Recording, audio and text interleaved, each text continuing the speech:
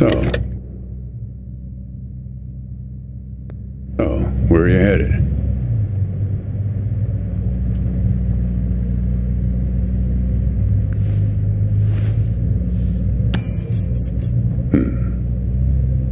Not the talkative type, eh?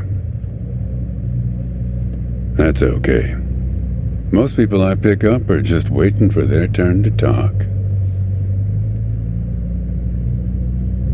Want a raisin? They're from my farm.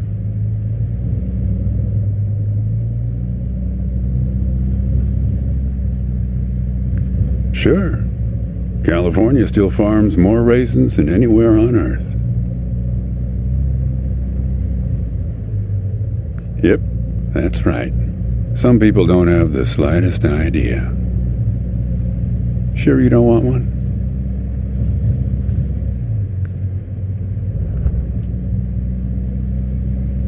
You want to know the clearest evidence that reality isn't real? Raisins and grapes, man. They're the same thing, but they taste disgusting when eaten together. Obvious bug in the program there, right? Memory is a slippery thing. Think about when somebody asks you about this ride later, assuming you even know where you're going, and get someplace where somebody can ask you. Hey, how'd you get here anyway? They'll ask you. Oh, I hitched. And your brain will flash back for a second when you say this, and it'll show you a frozen snapshot of yourself, sitting in this car, talking to me like we are right now. But which moment will it actually show you? Will it be this one? Or this one? Or this one? We think we remember how people really were, how our lives together really were. But when we think back to them, even the people we cared about the most, all we're doing is snatching moments out of the air. Just grabbing another raisin out of the box.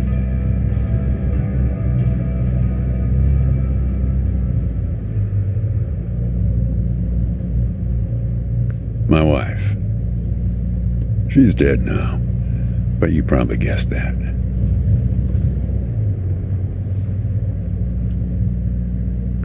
Thanks, but you don't look like you're doing so well yourself. Takes one to know one, right? I can always spot someone who's grieving along this highway. They usually stand on the road with a dazed look on their face and their thumb up in the air. No, I don't know you. Just know the type.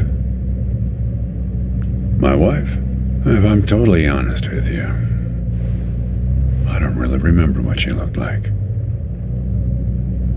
Remember everything about her, just not her face. Some people have faces that are easy to remember.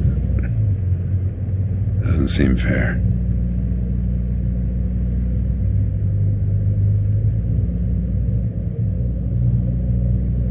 Well, it's not as easy as you think.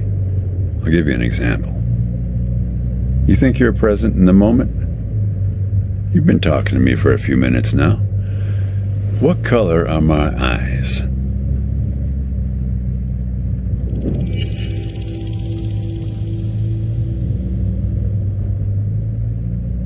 Nope.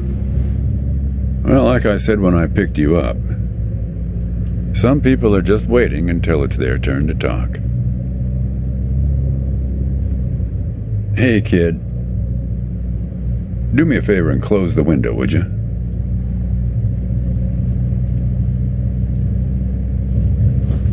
That's better.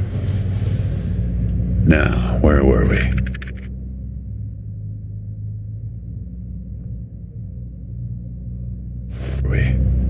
What you got there?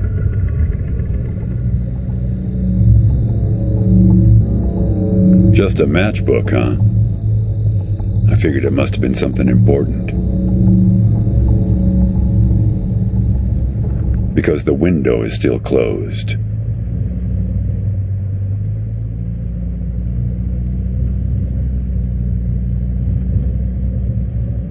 Not much profit in talking geography with someone who doesn't know where he's going or where he's from. But if you want to know, the trunk of this car is full of 4 bushels of raisins that I'm driving to my brother's place in Intercourse. That enough info for you, Copernicus?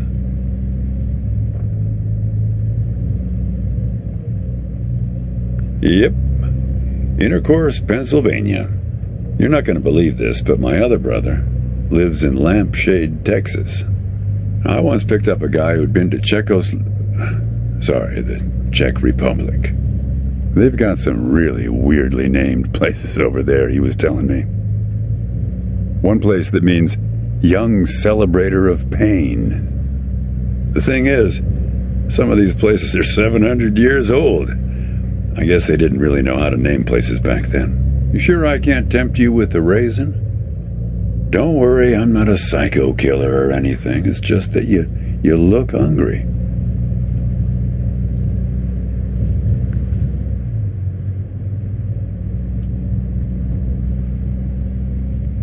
You know, when I was a kid, my brother and I used to drive our parents crazy on long drives like this. Our folks wouldn't let us listen to the radio in the car. So we used to make up these songs about food on long drives to pass the time. We had this one with about 30 verses, each about a different kind of grain. There was this one time when we passed a billboard for this new kind of bread, Balach bread. In hell they have a hell a lot of Balach bread. In hell they have a hell a lot of Balach bread. In hell they have a hell a lot of Balach bread. In hell they have a hell a lot of Balach bread. Oh yeah, that drove Mom and Dad crazy. Come on, join in. In hell they have a hell a lot of Balach bread. In hell they have a hell a lot of Balach bread. In hell they have a hell a lot of Balach bread. In hell they have a hell a lot of Balach bread. In hell they have a hell a lot of Balach bread. In hell they have a hell a lot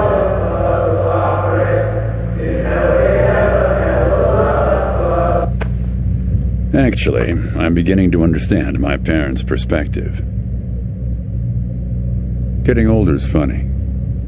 It's like reading a book where less and less happens, but the writing gets better and better. Thanks. I got it from an app. It's this app with philosophical sayings. My wife got it for me, to make me sound smarter. She had a way with words.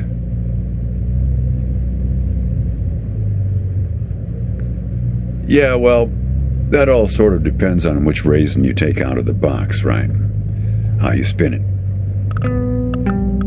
We were married for 37 years. People used to ask us how we managed, being married and all, working off the side of the road together, sharing a little trailer. The truth is, nobody knows if they're happily married. All they know is that it's the thing they've been doing every day for the last 37 years.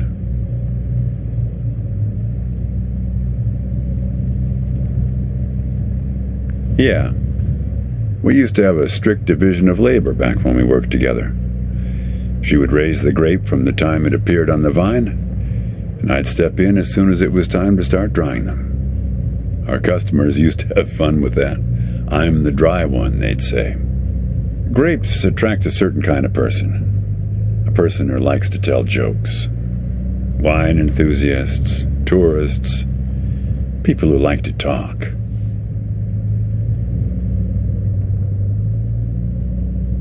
There's a photo in that glove box there of us, standing in front of our trailer.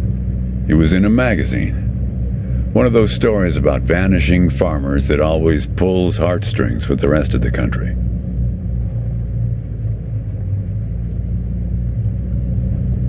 It's a nice photo. The photographer caught a certain look, an expression she used to have, like she could see something barely out of sight for the rest of us. Here, pop open the glove box and I'll show you what I mean.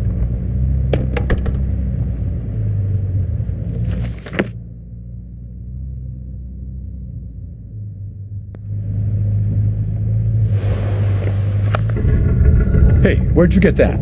That's not her. And that guy there, he looks like you. I don't know. I was going to ask you the same question, Copernicus. Did he? Who gave this to you? Well, I guess it belongs to you. You'd better hold on to it.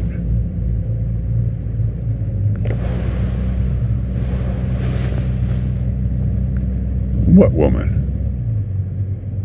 Well, her. Well, hard to say.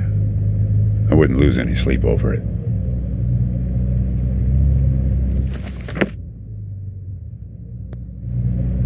What's that black thing in the glove box anyway?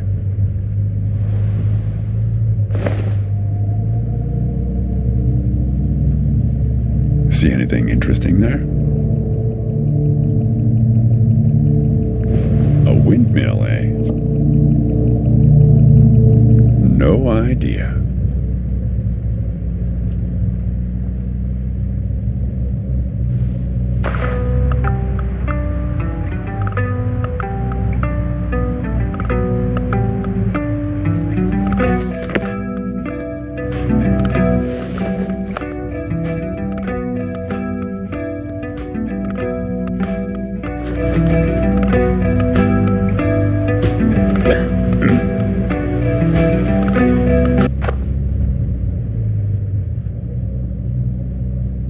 Say, want to hear a joke? Why did the raisin take the prune to the dance? He couldn't get a date. Hey, that reminds me. It's almost 4:30. You'll like this. It's my favorite. I once knew the hostess, Darlene. She used to change the tires on my truck on Highway 51. Welcome to another Interstate Riddle Hour. Here's our first riddle. Keep your eyes peeled, all you blacktop carpetbaggers. I fly, yet I have no wings. I cry, yet I have no eyes. Darkness follows me. Lower light I never see.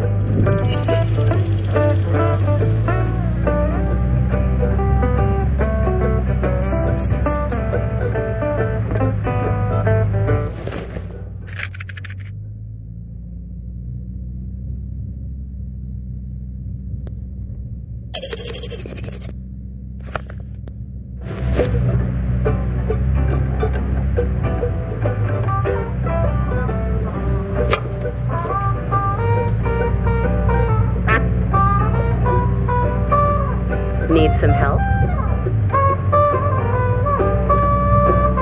I fly, yet I have no wings.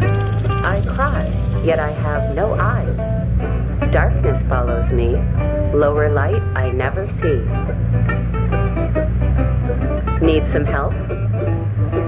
We're looking for something fluffy.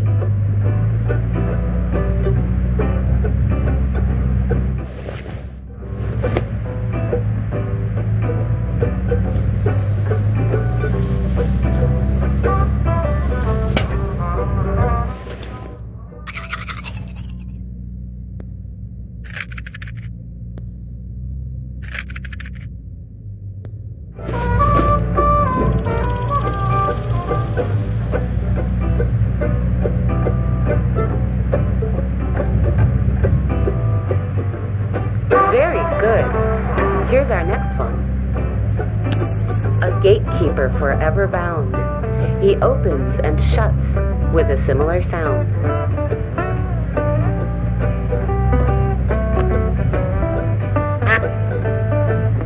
Need some help? Think metal teeth that open and shut. Very good. I don't know why I listen to this every day. Damn questions are rigged. I never get them. Says the guy who never knew what pressure to keep his tires at. Hey! Having fun? Want to keep going? Great. Here's another one. Take one out and scratch my head. I am now black, but once was red. What am I?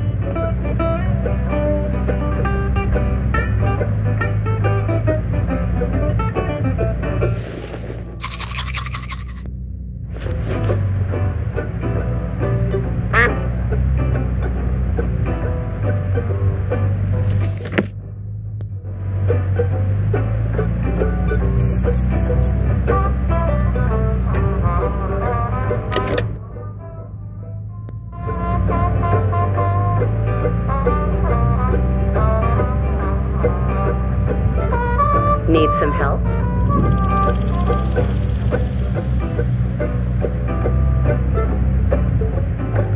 Check your backpacks, friends.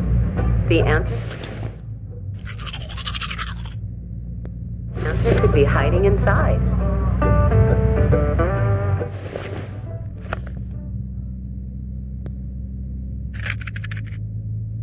Well done. Okay, here's a tough one. I have 4 wings but cannot fly.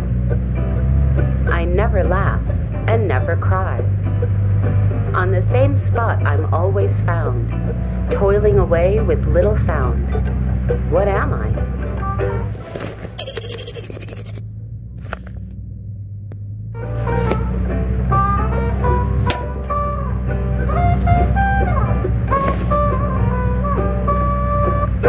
All right, here's our last riddle.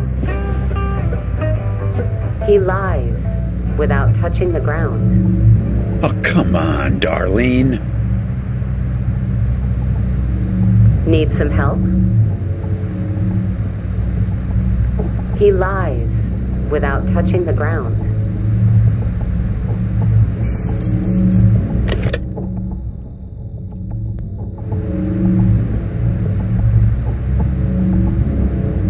Damn it, Darlene. I should have tipped her better when she changed the tires. She's been out to get me ever since. Look, she isn't being straight with you, kid. Check the photo, Copernicus. The photo in your bag. Then you'll see.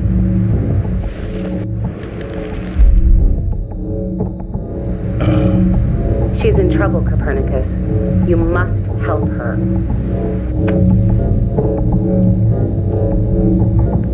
Things like that happen all the time on this highway. It's nothing to lose your scrunchie over.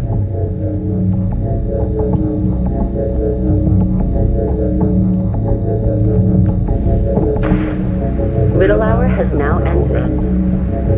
I've helped you all I can this time. So long, Copernicus. Kid, I am sorry about your girlfriend, but I had nothing to do with it. It's just the opposite. I was sent to protect you.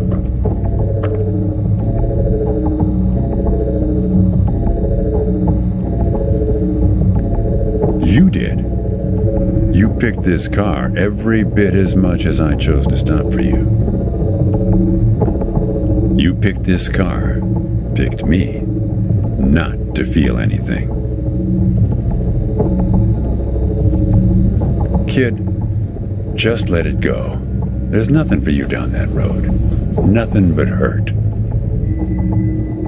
Look, I admit I lied, but only about one thing.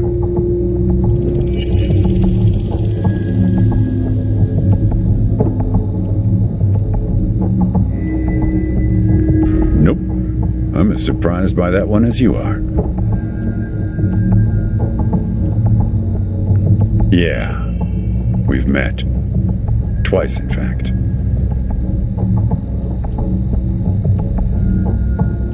Sure. You showed up at my trailer park taking photos. At first, I was a bit suspicious, since there were plans to kick us out and develop the trailer park into some kind of shopping center. But then it became clear that you'd been sent here by a magazine to do one of those stories about vanishing farmers that always pulls heartstrings with the rest of the country. The woman in the photo? No, I didn't actually meet her. I just know what you told me about her. She was backpacking around Europe without you. And you? You weren't taking it so well.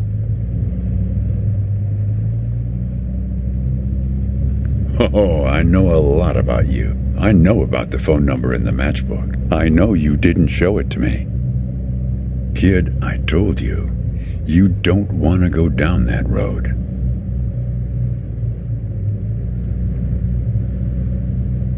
Well, what's that they say in that Tom Cruise movie?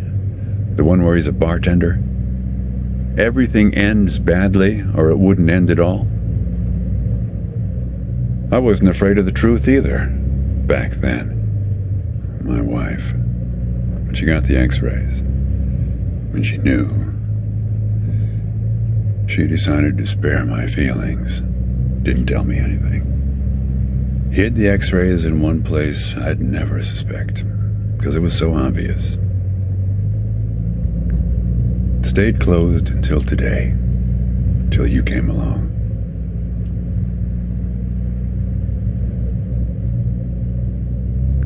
And that's what you liked about me when we met, when you came to take those photos.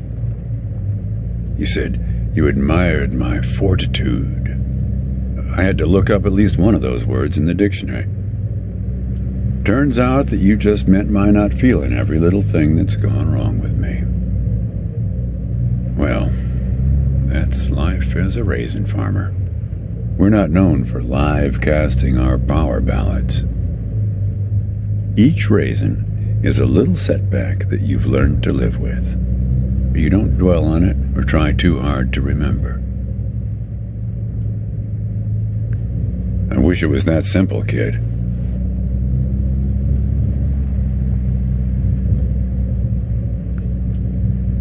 Hey, Chief, why don't you have a look here?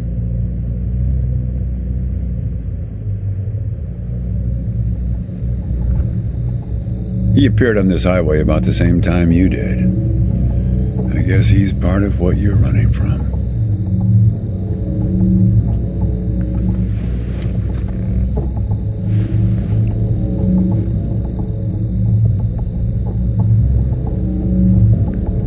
Not sure. You can't see him directly. He only shows up in mirrors, windows, pictures. Well, we haven't talked yet about the second time. That's the thing. It's a little hard to explain. Better if I just take you there. It's just a quick detour. We'll be there in a minute. But close the window. You don't want to have it open where we're headed.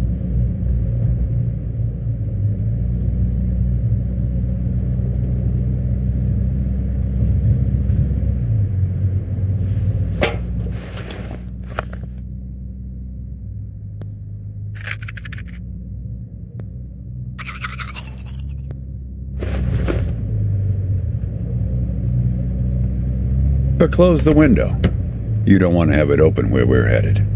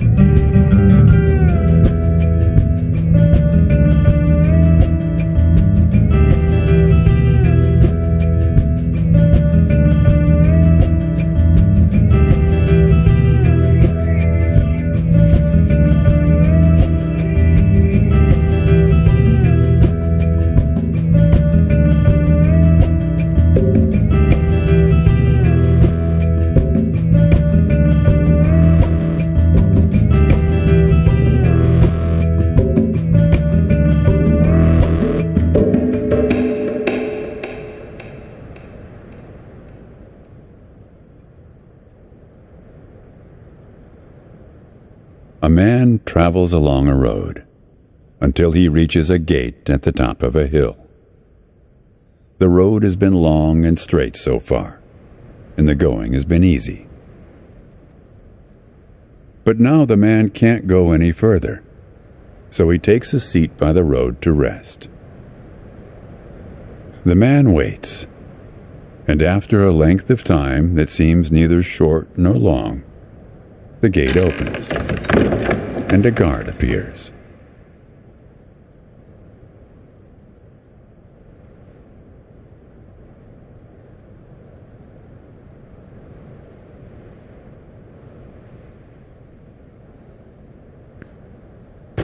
The man asks the guard for entry, but the guard says he cannot let him enter at the moment. The man thinks for a second and asks if he will be allowed through later. It is possible, says the guard, but not now. The gate now stands slightly open, and the man tries to look through it longingly. His journey has been easy so far, and he misses the feeling of the open road. The guard notices and laughs. Even if you could gain entry, there are many gatekeepers after me. Some are much stronger than me, and I'm afraid to look upon them. So there the man waits, for days, months, years, waiting to enter. One day, when he's given up hope of entering, a single question occurs to him, one he has not thought of before. Why, he wonders aloud, are there no other travelers along this road? All these years, no one but myself has waited in front of this gate. The answer to this question comes from a voice near his shoulder.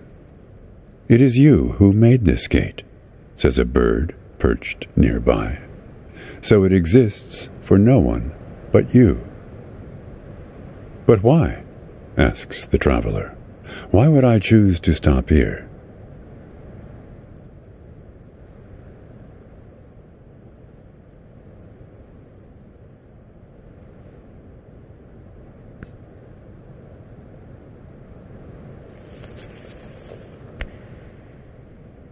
The bird answers, after hungrily eating a crust of bread. After this point, the road becomes less straight. It splinters like the tree in which I live, splitting into dozens, hundreds of branches. The path becomes impossibly narrow and frail, and crowded with the view of other paths one could have taken. There's only one point ahead on the road where all paths converge, where all points join, where the light shines through skin and through lies. But it's never been reached by one of your kind, a traveler who walks on feet.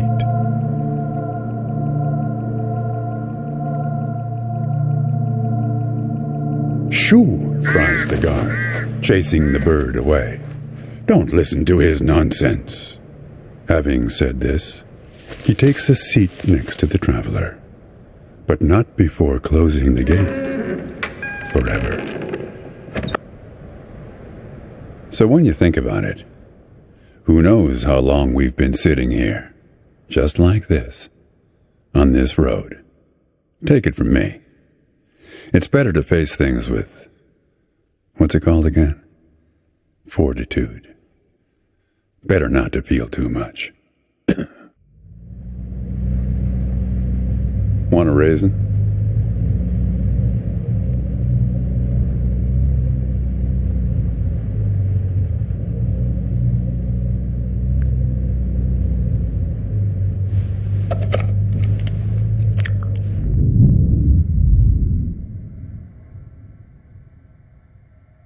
See?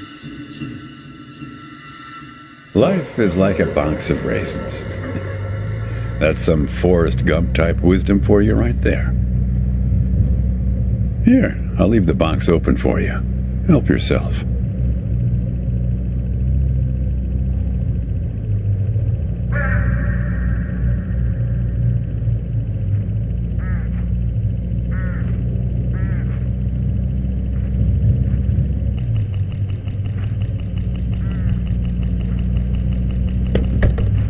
Look. Hooded crows all along this road.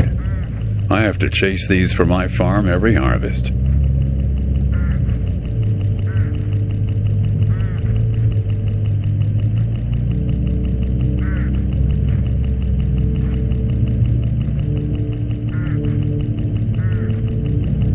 They look hungry.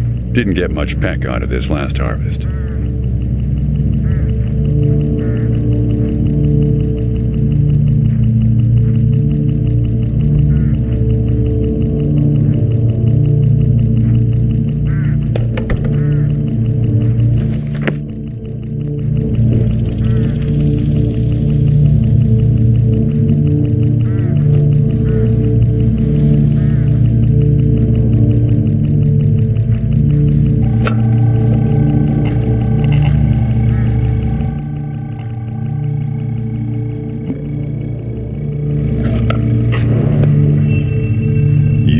To do that, kid.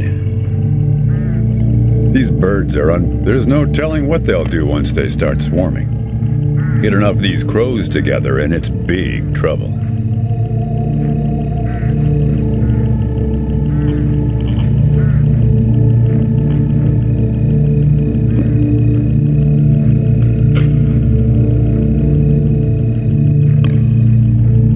Look, hooded crows all along this road. I have to chase these for my farm every harvest.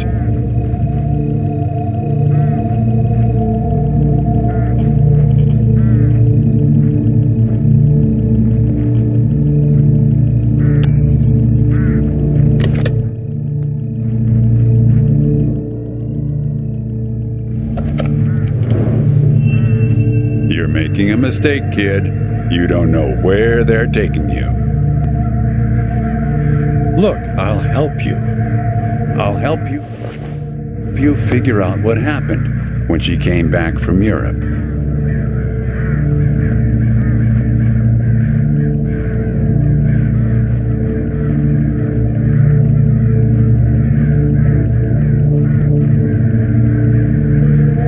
Look, I get that you're mad, and I don't blame you. But you don't know what's out there, kid. What other drivers on this road are like. Stay with me, and things will play a whole lot safer.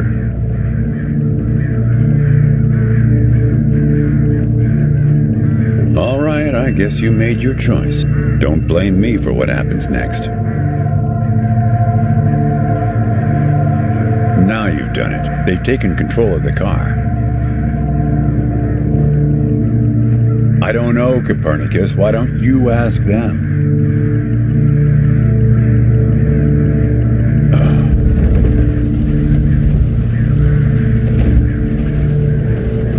We're at my farm, Copernicus. I had a funny feeling the moment you looked through those binoculars. Well, they're pulling us around in circles. They're afraid of the scarecrows I put up here last summer. They want to take you, I suppose, to that windmill in the middle.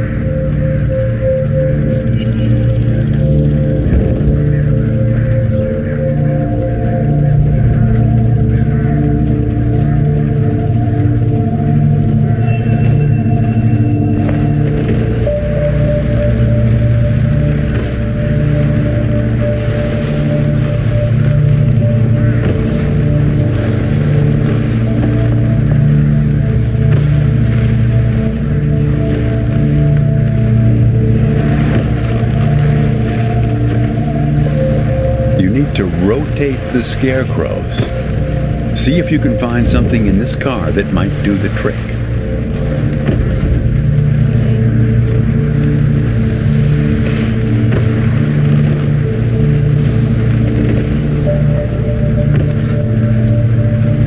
That's it, kid. Now, more of the same.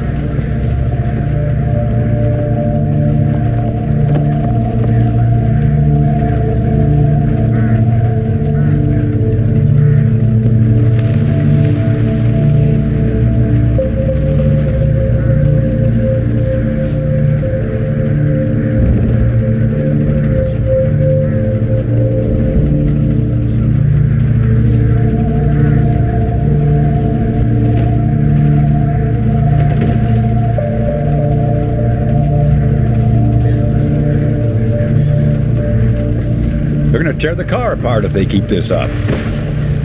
They're afraid of the scarecrows I put up here last summer. The birds, they're afraid to look the scarecrows in the face.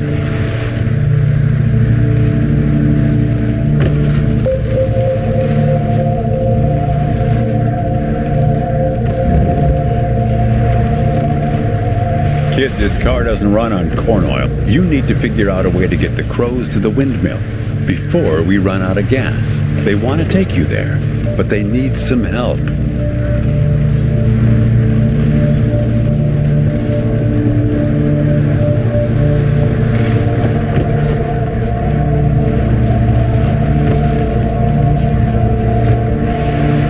Kid, you've got to figure out a way they can get to the windmill without having to stare into the scarecrow's face.